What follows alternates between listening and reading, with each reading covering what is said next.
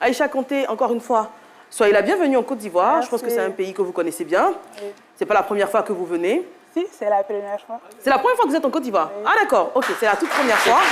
Mais on est ravis de vous accueillir. On est ravis de vous accueillir. Alors, à partir de quel moment vous avez remarqué que votre pilosité était plus abondante que celle des autres femmes? Depuis à l'âge de 11 ans, oui.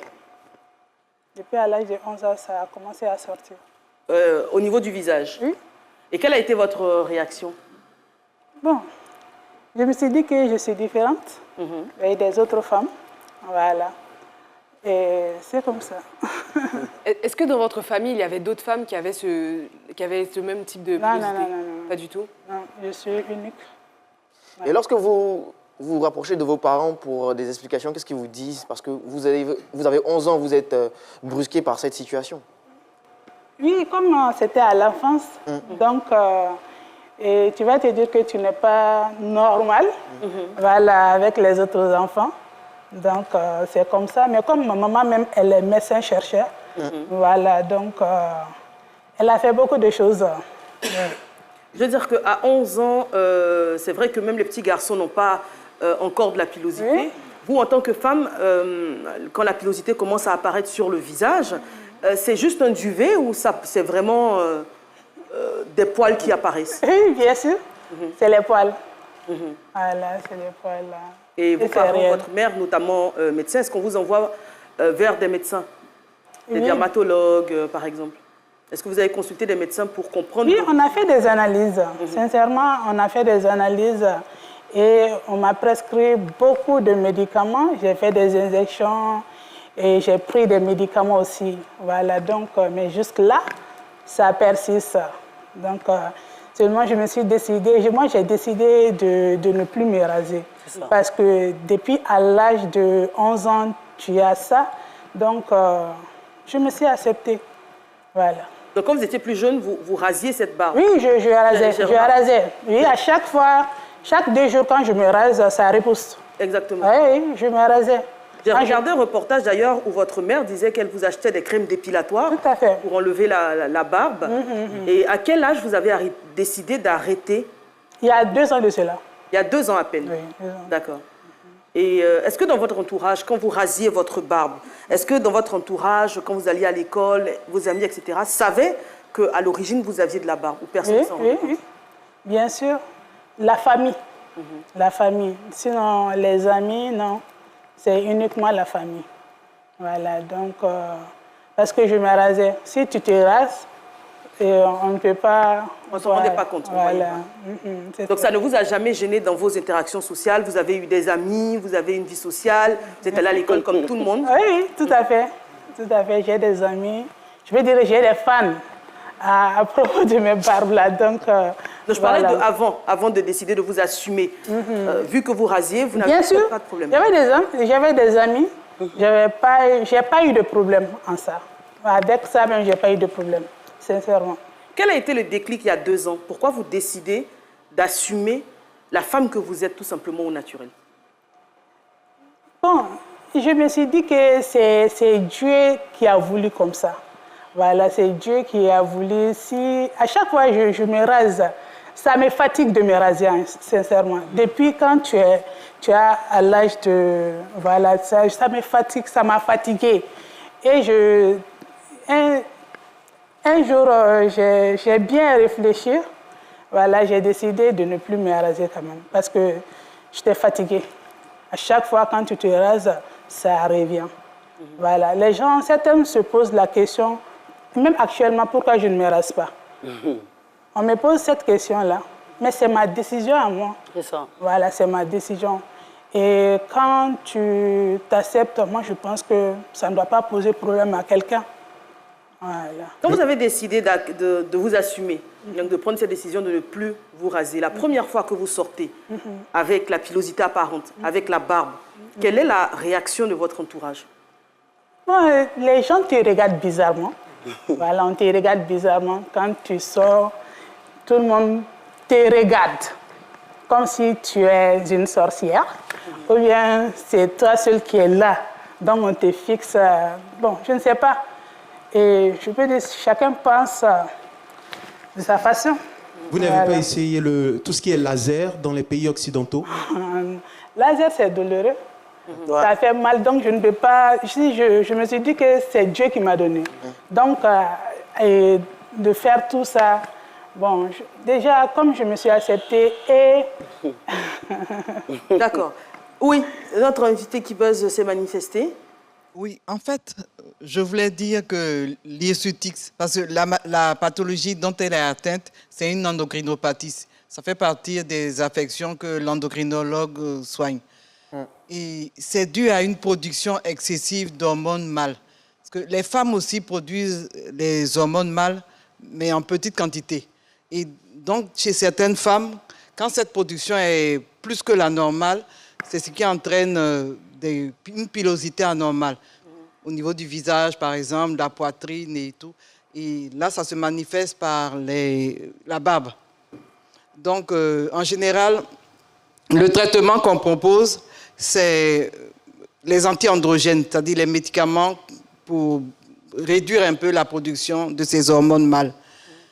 Et je ne sais pas si elle a pu voir un endocrinologue pour son problème d'hirsutisme ou bien... D'accord, on va lui poser la question. 57 secondes. Vous avez dit que vous avez vu beaucoup de spécialistes. Hein, oui, on a essayé beaucoup de choses, hein, sincèrement. Et avec, on te donne des hormones. Voilà, donc j'ai pris ça jusqu'à fatiguer. Donc, et vous n'avez pas eu de solution à votre problème? Non, non, non. Outre le visage, est-ce que par exemple sur le torse, vous avez Non, pas beaucoup. D'accord, c'est juste le visage en fait. Vous disiez tantôt que vous aviez des fans. Oui. Parce que vous êtes présente sur les réseaux sociaux, notamment avec votre frère, avec qui vous faites beaucoup de vidéos sur Snapchat. Vous avez également un compte TikTok, où aujourd'hui vous vous assumez pleinement. Les réactions sont diverses, elles sont diversement appréciées, mais en tout cas, vous avez des fans, vous avez du monde qui vous suit. Quelles sont les réactions que vous avez en majorité, on dira? Bon, je peux dire que chaque personne a sa mentalité. Voilà. Donc, tu peux voir, il y a certaines personnes qui t'aiment tel que tu es, et d'autres, ça leur dérange pourquoi j'ai gardé ma barbe. Bon, c'est ça, on ne peut pas... Et je ne peux pas plaire à tout le monde. Voilà, donc je ne peux pas plaire à tout le monde. Et c'est ça. Et certaines personnes, d'ailleurs, pensent que vous êtes un homme. Tout à fait. Vous êtes homosexuel sur les réseaux sociaux. Oui, tout à fait, tout à fait. De vous justifier en disant non, je suis bien une femme. Oui, quand tu enlèves, certaines viennent directement t'insulter, sale pédé, voilà, ou bien tu es oui. On te demande, c'est une femme ou un homme. On te pose ces questions-là. Donc, bon, en réalité, je ne réponds pas à ce genre de questions. Quand je suis en live, tu me vois en train de parler, tu attends ma voix. Toi, tu ne peux pas venir dire que je suis femme ou un homme. Voilà, donc je ne réponds pas à ces questions-là, sincèrement. Moi, j'ai vu une vidéo tout à l'heure où il y avait les... Comment on appelle ça? Les djabis, qu'on appelle djabis. Vous êtes mariés? Pas encore. Mais vous avez des prétendants quand même? Bien sûr. Comment ça se passe? Tant bien, on va en parler. Ça se passe bien? Est-ce que ça Oui, ça se passe bien. Voilà, je fais un coucou à mon très cher. Vraiment, je l'aime beaucoup. Chérie. Ah, vous avez un très cher? Bien sûr. Vous êtes en couple, donc. Voilà. D'accord, on lui fait un coucou également. On lui fait un coucou également. Alors, le fait d'avoir de la barbe, je vous ai posé la question de votre vie sociale par rapport aux amis, vis-à-vis aux hommes, par rapport à une vie intime. Ça ne vous a jamais posé non plus de problème? Non, ça ne m'a pas posé de problème. En réalité, les hommes m'aiment beaucoup. Les hommes m'aiment beaucoup. Donc, je n'ai pas eu problème j'ai pas eu ces problèmes-là, non, non, non. D'accord. Et je veux savoir, votre très cher, avant vraiment la rencontre, je veux savoir comment ça s'est passé. Est-ce que il est aussi barbu? Oui. Mais comment ça s'est passé, ça, le premier contact? Ça s'est passé comment? Tu veux dire quoi? Non, je veux dire quand il venait vous draguer, non, on ne va pas aussi loin quand même. Je veux dire comment le premier contact, quand même, l'approche, est-ce que vous a approché Oui, on était des amis. D'accord. On était des amis. Voilà, donc... Bon, si vous n'avez pas envie de rentrer dans les détails, on va pas forcer. Par contre, on est en direct, hein, bien évidemment, sur la page Facebook de la RTI. On a énormément de réactions. Il y a des internautes qui ont des questions, notamment pour l'endocrinologue, qui veulent savoir si cet hirsutisme-là empêche déjà de faire des enfants. Et est-ce que c'est génétique? Est-ce qu'on peut transmettre l'hirsutisme à l'enfant? Docteur? Bon, il faut dire que c'est une affection génétique et on a un dérèglement hormonal, comme je le disais. Ce sont des femmes qui produisent beaucoup d'hormones mâles.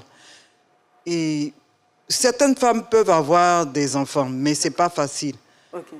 Donc, souvent, la cause, c'est le syndrome des ovaires polykystiques. C'est-à-dire les femmes qui ont des gros ovaires et tout, il y a des dysfonctionnements. Et donc, elles produisent beaucoup d'androgènes, comme on dit, la testostérone et ses dérivés, qui sont des hormones mâles. Donc, c'est plus difficile pour elles de tomber enceinte.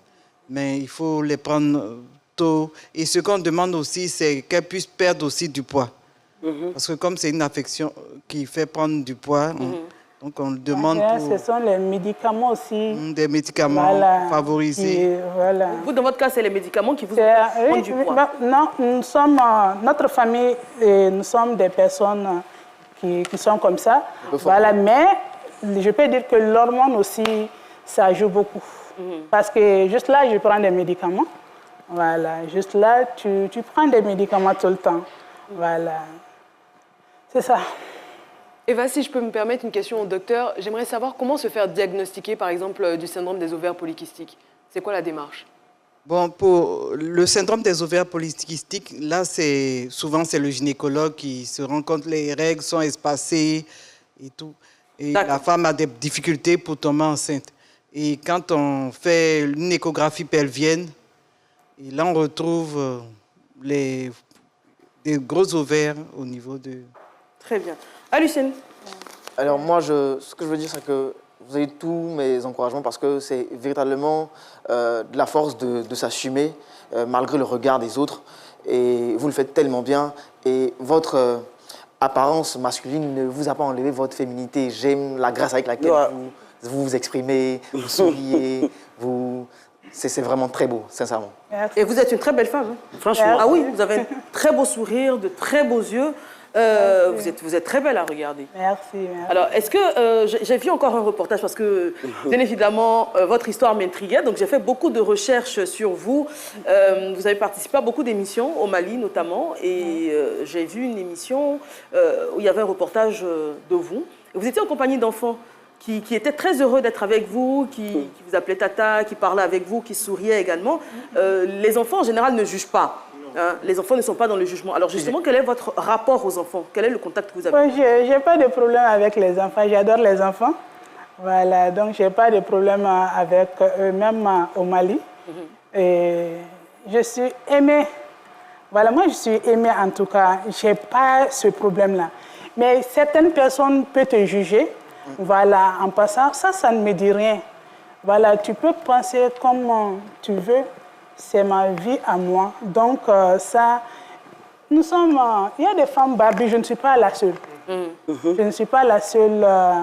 Et de dire que tu as la barbe, que tu vas être triste, non, non, non.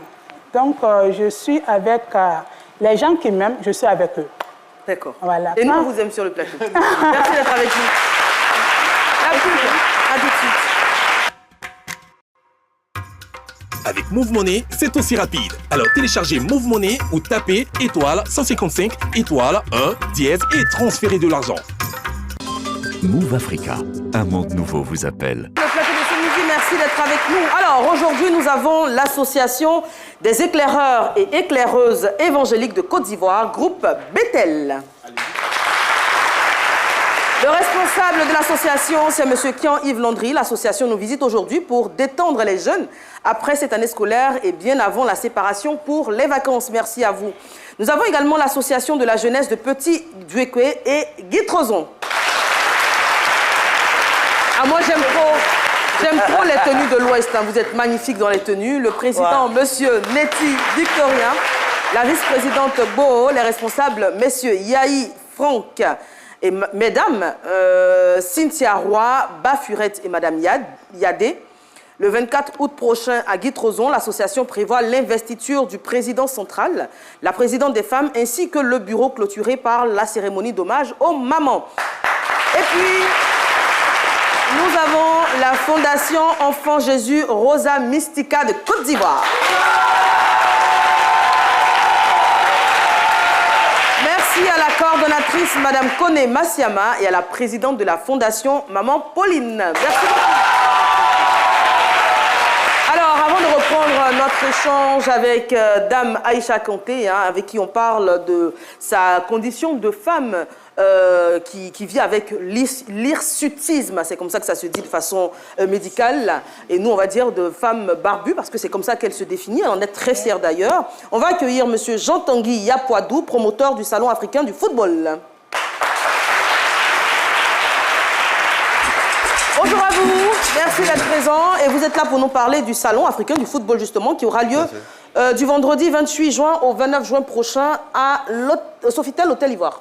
C'est ça, donc à partir de demain, tout l'écosystème du football africain va se retrouver donc au Sofitel Ivoire. Après la CAN, donc on va réunir tous les acteurs qu'on ne voit pas sur le terrain, parce que le football, c'est pas que les athlètes. C'est pas que les athlètes, c'est aussi justement les entraîneurs, c'est les équipementiers, ce sont les agents de football, les sponsors, ceux qui sont dans la construction de stades, ceux qui entretiennent les pelouses. Et donc après une telle CAN, il était important pour nous de pouvoir les réunir à nouveau et puis essayer de débattre des problèmes du football africain, trouver des solutions, parce que le football africain a un gros potentiel. On a loupé le tournant de l'industrie automobile, de l'industrie pétrolière, mais au niveau du sport et du football en particulier, il y a une économie qui vit. Il est important pour nous de mettre en lumière cette économie-là et permettre à ces jeunes qui ne connaissent pas les métiers du football de pouvoir s'y intéresser, parce que tout le monde ne peut pas être un Didier Drogba ou un Samuel Eto'o. On peut être quand même agent de football, on peut faire du scouting, on peut faire voilà, l'entretien des pelouses. Il y a énormément de métiers et ce salon-là met en lumière tout ça. Très bien, et on aura donc des panélistes de talent. N'hésitez pas à vous y rendre, à partir de 9h, les vendredis 28 et samedi 29 juin, donc demain et samedi, c'est ça? C'est ça. Merci beaucoup, merci. Monsieur Jean-Tanguy Yapoadou. On va ouvrir, merci d'être passé sur le plateau. On va ouvrir tout de suite le débat. On va se poser la question de savoir si la pilosité féminine abondante est un complexe ou un atout de beauté. La question est posée, le débat il est ouvert. Mohamed Lamine Sanogo. D'accord. Ok. Est-ce que c'est un complexe ou un atout de beauté? J'ai envie de dire les deux, et ça dépend de quelle pilosité. En général, quand on va avoir de la pilosité sous les bras, c'est pas forcément quelque chose, ou sur les jambes, c'est pas quelque chose en Côte d'Ivoire en tout cas qui est forcément mal vu. Mais quand ça sera de la pilosité du type barbe ou au niveau de la poitrine et en grande quantité, là c'est vrai qu'en général, Cédric. Ça va être plutôt, ça peut être plutôt mal vu, et c'est vrai qu'il faudra forcément avoir énormément confiance en soi pour que justement la vie des autres ne nous atteigne pas. Oui. Et j'aimerais ajouter que je suis chauve et fier de l'être. Non, applaudissez pour ça. Ça, c'est le contraire du mot pilosité. J'avoue qu'au début, quand j'ai commencé à perdre mes cheveux, c'était un gros complexe pour moi. Mais écoutez, j'en ai fait un swag, je me rase. Et donc oui, on a deux aspects, positifs et négatifs. Et il faut s'assumer comme elle le fait. C'est pas facile par contre, mais chapeau à nous. Voilà. Alucine. Il faut vraiment avoir de la force pour s'assumer, parce que c'est difficile d'être dans une société qui aime tout normaliser, qui aime tout conformer comme la beauté, parce que pour le commun des mortels, une femme, ça doit être douce, épilée, ça doit respecter certains codes, et un homme, ça doit être viril avec la barbe et tout. Et donc, casser ce genre de code-là, c'est difficile pour le commun des mortels. Sinon, accepter ce genre de choses-là, c'est difficile pour le commun du mortel. Donc, il faut vraiment avoir de la force pour accepter sa différence et surtout pour vivre avec cette différence-là. Et c'est comme ça qu'on pourra véritablement amener les autres vers nous. Docteur Silo.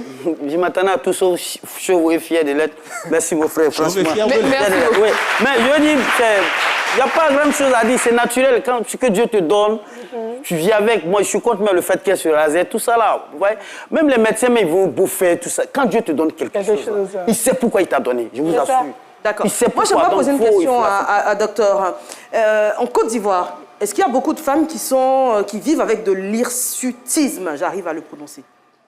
Bon, faut dire que d'abord, beaucoup de gens ne connaissent pas notre spécialité. Et souvent, certaines femmes qui ont ce problème le cachent. Donc, puisque les gens ne savent pas que c'est normal, que c'est un règlement hormonal. Donc, ils pensent que c'est un sort qu'on leur a lancé, donc ils ne viennent pas en consultation. Comme il n'y a pas assez d'endocrinologues, c'est un peu difficile. C'est quand, par exemple, on retrouve un cas qui a été, soit nous-mêmes ou bien quelqu'un qui a été référé par un autre confrère. Il n'y en a pas. Je sais qu'il y a beaucoup de dames, certaines dames qui m'ont écrit sur Internet, justement en disant qu'elles étaient concernées par ce problème-là et qu'elles ne savaient où s'adresser. Et donc, elle disait qu'elle se rasait fréquemment, ce qui causait même des boutons de barbe. Donc, ça causait un autre problème. Donc, les épilations au laser qui retirent définitivement le poil ne sont pas forcément accessibles. On sait que ça coûte assez cher. Donc là, c'est douloureux. Voilà, vous pouvez vous rendre dans un hôpital et demander à avoir une endocrinologue ou un endocrinologue qui pourra cerner la source du problème et vous donner le traitement adapté. Alors, j'aimerais... Oui, allez-y. Oui, j'ai dit qu'il y a beaucoup de femmes barbues quand même. Voilà, au Mali, même ici et en Côte d'Ivoire. Elle se rase chaque fois. Oui. Mais j'ai une sœur ici. Oui. Elle a... le joli boubou bleu. Oui. Donc, elle est ivoirienne. Elle a également de l'hypnotisme. Voilà, ça ne pousse pas comme pour vous, mais c'est beau, c'est bien. On va lui donner un micro, parce qu'on va l'interroger aussi pour savoir comment elle le vit. Pour répondre à la question, moi je dirais tout simplement que ça dépend de l'endroit où on se trouve sur la planète, parce que les critères de beauté varient d'un endroit à un autre. Ici en Côte d'Ivoire, par exemple, dans certaines cultures, notamment à l'ouest, les femmes velues sont très appréciées. Les femmes qui ont de la pilosité sur les jambes. Mais même en général, en Côte d'Ivoire, j'ai l'impression que partout, on aime bien les personnes qui sont velues. Il y a une forme de fascination aussi parfois. Je vais y revenir. Alors, elles sont bien appréciées. Comme je dis, ça dépend d'où on se place. Par exemple, ce qu'en France, on appelle les dents du bonheur. L'écart dentaire, les diastèmes. En Afrique, par exemple, dans certaines cultures également, c'est signe de beauté chez les femmes. Ailleurs, c'est un complexe et elles vont mettre des appareils dentaires pour les fermer, etc. C'est vraiment le cou strié, par exemple, là où ça peut être ici un atout. Sous d'autres cieux, on fait des liposuctions pour enlever cet excès. Donc c'est vraiment où on se situe. Et puis, ça se passe également... La barbe n'est pas donnée à tout le monde aussi, à toutes les femmes. Donc, nous sommes chanceuses. Même les garçons, moi-même là, combien c'est ça. Oui, il y a des hommes, je pense qu'il y a des hommes qui vous envient votre barbe. Moi, personnellement, franchement... Il y a des hommes qui vous envient votre barbe. Alors, votre sœur, est juste derrière. Bonjour, madame. On va payer facture. Comment vous vous appelez? Oui, ça va, et chez vous? Je vais très bien, merci. Votre nom, s'il vous plaît? Rama. Rama. Alors, Rama, vous nous venez du Mali également? Oui, je suis ivoirienne. Vous êtes ivoirienne, vous vivez en Côte d'Ivoire. Oui. Et vous assumez votre hirsutisme? Non, je n'assume pas, comme on le dit, parce que souvent, je me rase. Oui. Je me rase plusieurs fois, au moins 2 fois par semaine. Combien de fois par semaine? 2 fois par semaine. 2 fois par semaine. Là, par exemple, vous avez une petite barbe naissante apparente. Oui. Comment les gens réagissent en général? En général, je ne peux pas dire que je vis ça bien, parce que je n'arrive pas à m'assumer. C'est difficile, au fait. Tu peux aimer comme tu es, comme Dieu t'a créé.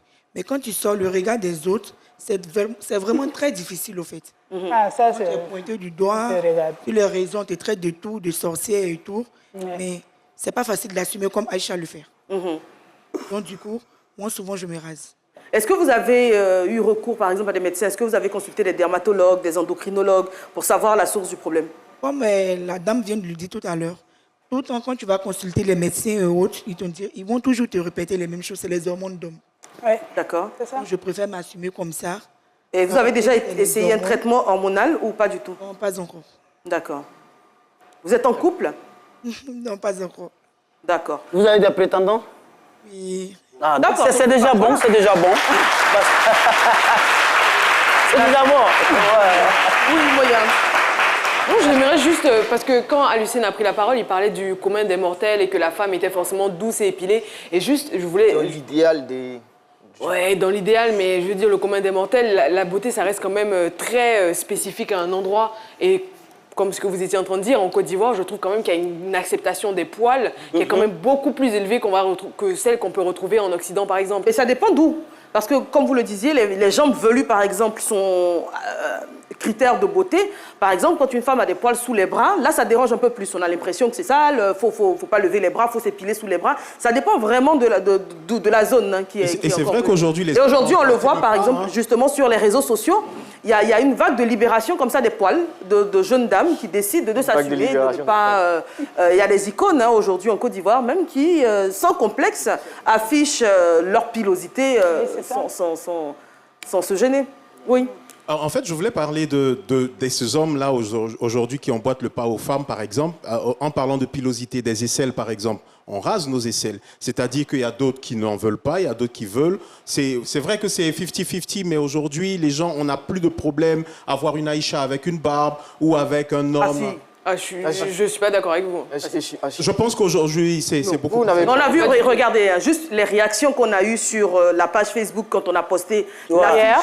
Voilà, hier, je ne sais pas si vous avez jeté un coup d'œil aux commentaires. Voilà, on voit encore que c'est encore mal accepté dans la Et même ce que Rama vient de dire, hein, du fait qu'elle a encore du mal à s'assumer avec sa pilosité, non, c'est encore très mal vu. C'est ce que je disais, il y a les poils qui sont acceptables et il y a les poils qui sont moins acceptables. Pour les femmes, dès que ça va toucher cette partie-là de la poitrine, dès que ça va toucher la barbe, là, ça commence à être plus compliqué. Et puis, c'est une question de quantité aussi. C'est vrai que, par exemple, avec le SOPK, donc le syndrome des ovaires polykystiques, il y a des femmes qui vont avoir quelques poils là, mais je veux dire, c'est pas une barbe en soi. Donc là, c'est quelque chose ça passe, mais quand vous avez vraiment un collier de barbe entier ou que vous avez toute la poitrine, là, la réalité, c'est que c'est encore très, très mal accepté, que ces femmes-là doivent faire un effort supplémentaire pour que ces commentaires-là ne les touchent pas. Moi, je voudrais rajouter pour dire qu'au-delà même de consulter des médecins, des spécialistes, il faut peut-être qu'elles cherchent à avoir aussi des psychologues.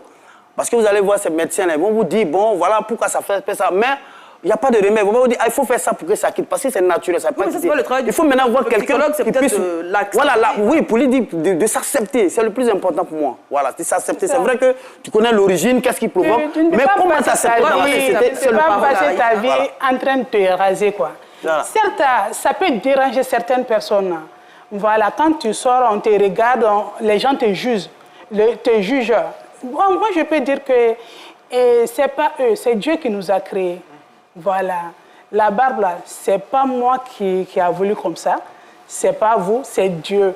Voilà. Donc, les personnes qui nous jugent, moi, je pense que c'est pas un problème. En tout cas pour moi. Si vous n'insultez pas, c'est le plus important. Deuxième coupure publicitaire, on se retrouve dans un instant. Voilà. De payer vos factures?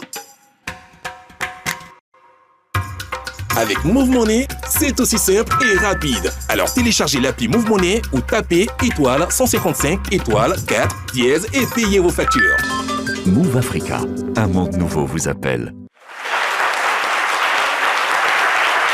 Retour sur le plateau de ce midi, on est déjà au terme de notre émission. On a été très très heureux de recevoir Dame Aïcha Kanté sur le plateau de ce midi pour parler donc de sa vie de femme barbue, de la fierté donc qu'elle a aujourd'hui à afficher sa personne telle que Dieu l'a créée. Elle a décidé de ne plus se raser, de s'assumer.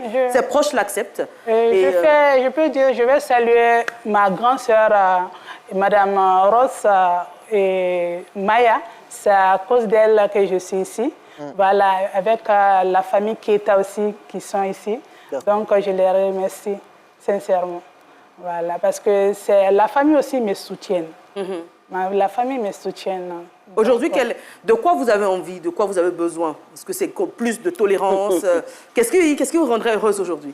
Parce que vous êtes une femme, vous êtes en couple, vous avez une activité professionnelle, tout va bien pour vous. De quoi vous aurez besoin en plus? Bon, moi, je peux dire... Et c'est toujours avec mes sœurs barbues là. Parce que c'est pas facile, sincèrement, ce qu'elle vient toujours de dire, c'est pas facile là. Surtout en Afrique ici. Voilà, on peut te juger. Donc je vais leur dire de les accepter. Voilà, comme Dieu les a créés. Voilà, donc c'est ce que moi je peux leur conseiller. C'est ça qui va me plaire énormément parce que je peux dire que parce que nous on a une association aussi au Mali, voilà, association de femmes barbues. Donc, si on a eu de l'aide aussi, ça va nous faire énormément plaisir. Merci beaucoup, Aïcha Kanté. Merci également au docteur Yolande Ouattara. Alors, docteur, est-ce qu'on peut trouver rapidement pour finir, on va dans un CHU par exemple ou un CHR, est-ce qu'on peut avoir un endocrinologue? Bon, au CHU de Yopougon, il y avait un grand service d'endocrinologie. D'accord. Il était dirigé par le professeur Lokrou. Après, c'est le professeur Abodo qui avait pris la relève. Mais comme le CHU de Yopougon est en réflexion, donc c'est un peu difficile. Mais on en a au CHU de Cocody, il y a un service de consultation où on peut avoir des endocrinologues. Et à l'hôpital militaire d'Adjamé aussi, on peut en avoir. D'accord. Et ce que je veux dire aussi dans les cliniques. Et dans certaines cliniques, ils ont des endocrinologues. Et il faut savoir que parmi les pathologies que l'endocrinologue traite, l'une des plus importantes, c'est le diabète. D'accord. Parce que souvent, les gens... Il y en a qui sont diabétologues seuls.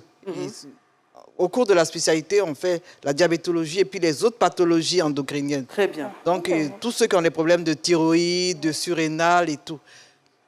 D'accord. Merci, docteur Yolande Ouattara. Merci beaucoup. Donc, CHU de Cocody, HMA, hôpital militaire d'Abidjan, hein, c'est à Adjamé. N'hésitez pas à vous y rendre si vous avez donc, de l'hirsutisme ou des petits problèmes. Vous voulez en savoir la cause exacte.